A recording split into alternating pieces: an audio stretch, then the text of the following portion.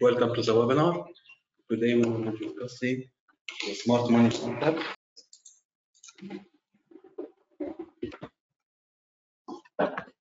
So hi everyone, I'm Asila Waidet and I will be presenting the session of today. So we're gonna talk about the smart money concept. So the goal of this webinar is to spark your interest and increase your knowledge about the smart money concept. Now let's have a look into the market structure before diving into the topic. So the market trading being up, meaning bullish trend, having higher highs and higher lows. And when we have a market trading being down, means a bearish trend. We have lower highs and lower lows. And when the market is consolidated, means that the market is going sideways. We have equal highs and equal lows. Now let's talk about what is the smart money. So in the Forex market, it is the idea that big financial players can strategically influence currency prices and trends by managing market liquidity. And this concept provides valuable insight for all types of traders, helping them understand the broader market conditions and make informed decisions. So it's like having access to insider information about what drives currency values. Now, what is money concept in Forex?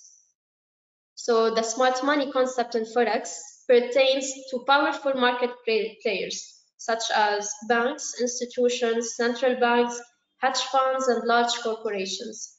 And they have substantial financial resources that can influence currency prices significantly due to their extensive trading volumes. So they are often called market makers because of their ability to shape the market's movements.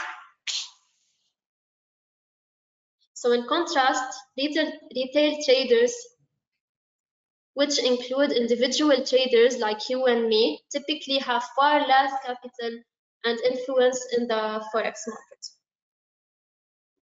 So the smart money concept distinguishes between these two groups of traders and recognizes that retail traders often follow the lead of smart money. So in simple terms, the smart money concept helps regular traders see where big players are entering or leaving the market. And this insight is valuable for understanding how the market works and can guide traders in making smarter decisions. So it's like having a map to see where the major money moves in Forex. Now, how does the smart money concept work? So it works by understanding how banks and financial institutions, with their knowledge of market psychology and ability to handle large trades, can influence the Forex market. So it's like knowing how supply and demand affect currency prices. So when we have more demand, this can drive a currency price up, but when we have less demand, this drives a currency price down. In contrast, when we have more supply, this drives a currency price down, but when we have less supply, this drives a currency price up.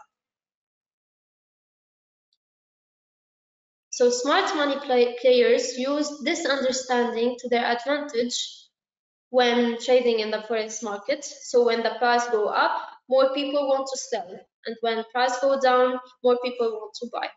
And this back and forth between sellers and buyers is what determines the market balance. Now, how to trade with smart money? So in the Forex market, it involves understanding the strategies used by large institutional players, which are the market makers. And these big players aim to create specific market conditions to their advantage, while retail traders can benefit by aligning their approach with these strategies.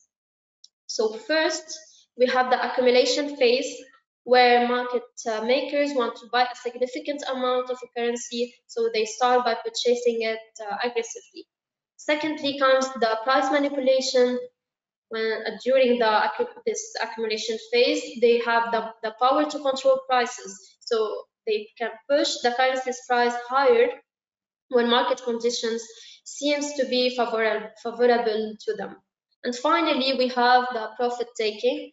So once the price reaches a certain level, these smart money investors start selling the currency to retail traders who may not be aware of their intentions. So this allows them to make a profit because they bought the currency at a lower price during this accumulation phase. In other words, with this example, they purchased a large volume of a specific currency during its price up, as the demand for it appears to be growing. At this point, they drove the price up in two ways. So they increased the demand for it and decreased its supply. So they capitalize on this by selling at a higher price. After they sell, the currency supply will increase, driving the price back to where it was. Now, to increase your chances of successful trading with smart money concepts, retail traders should think and act like institutional investors. So first, we should study the market conditions. So we should pay attention to market conditions and trends to identify when smart money may be accumulating a currency. Then we should follow the trend and considering that trading in the direction of the trend that smart money is creating, as this can increase your chances of success. Then we should use appropriate risk management techniques to protect your capital in case the market moves against your expectations. After that, we should keep ourselves informed about economic events and news that can influence the market, as these factors often guide smart money's actions. And finally, we should always be patient and wait for the right opportunities to align with the smart money's moves rather than trying to predict every market fluctuation. So, in essence, trading with smart money means being aware of the large players' action, identifying accumulation phases, and positioning yourself to benefit from the trends they create. Now we're going to talk about smart money trading strategy, which is a simple system that tends to keep traders updated about the general market conditions. So it aims also to focus on the relationship between retail and institutional investments. As we stated earlier, smart money refers to the capital that banks and financial institutions control. Thus, many investors build their own strategies depending on this concept. So in order to understand and measure the performance of these capitals compared to the investments of retail traders, we can also use the smart money index. And usually, market makers such as the central bank and financial institutions tend to use their sheer size to impact the market. Yet, this condition does not imply that the forex markets are immoral or that the top players have somehow gained inside knowledge of retail traders. So let us now take a look at the smart money structure. One of the basics to smart money concept is that the price bounces between support and resistance lines. So to draw any of the two, you simply need at least 2 touches, and the more touches you have, the stronger is that support or resistance level. So we notice the price fluctuating initially between support and the resistance. Later on, it broke below the support, flipping it into a resistance and started fluctuating between that resistance and a new support level. And this is always the case. So the price bounces back and forth between support and a resistance level. Now, we should always be aware that a market consists of 4 phases. So in the first, the price had a greater demand than supply, and its price went down, reaching the oversold zone and forming an accumulation. And always after being in the oversold, the price should move up in an uptrend, which is the second phase. So to reach the third phase, which is the overbought zone, before dropping in a downtrend, which is the fourth phase. So much like an uptrend results after an oversold, so a downtrend results after an overbought. Looking now at an uptrend also can be referred to as a bullish trend. Markets keep making higher highs from one side and higher lows from the other, and the price bounces in minor trends between the break of structure and the demand zone that each time push the price up. And these minor trends going between the break of structure and demand zone are all part of one big uptrend. And inversely, a big downtrend or a bearish trend consists of minor trends in which the price bounces between the supply zone and the break structure, making lower lows from one side and lower highs from the other. Now, how should we use it? So the first step is to identify the trend of the market. So we should create a trading strategy based on order block is to identify the market trend you want to trade. So then we should look at the overall market structure if we have higher highs and higher lows, or lower highs and lower lows, or if the trend was, or if the market trend was bearish or bullish.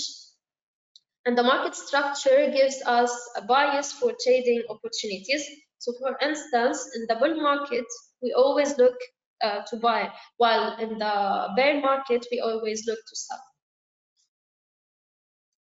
The second step is to identify the key order block zones. So once you have identified the market trend, the next step is to identify the key bullish or bearish order block zones. So these zones are areas where there is a significant imbalance between supply and demand.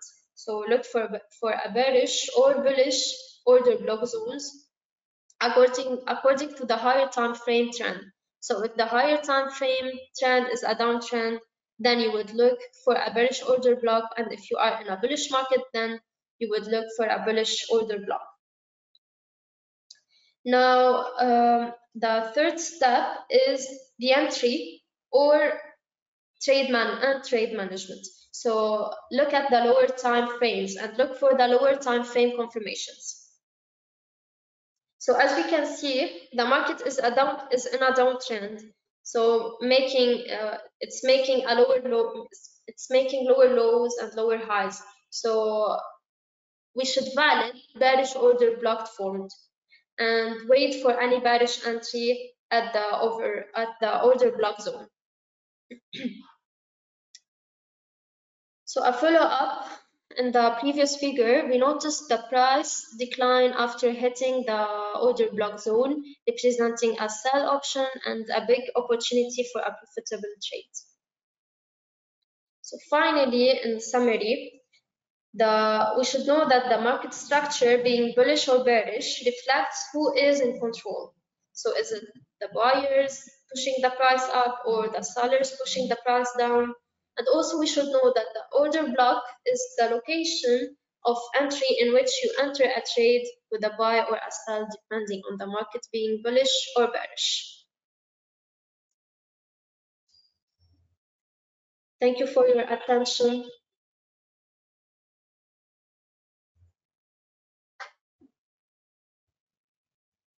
And thank you for your time. We hope you stay tuned for next week's webinar discussing AI strategy.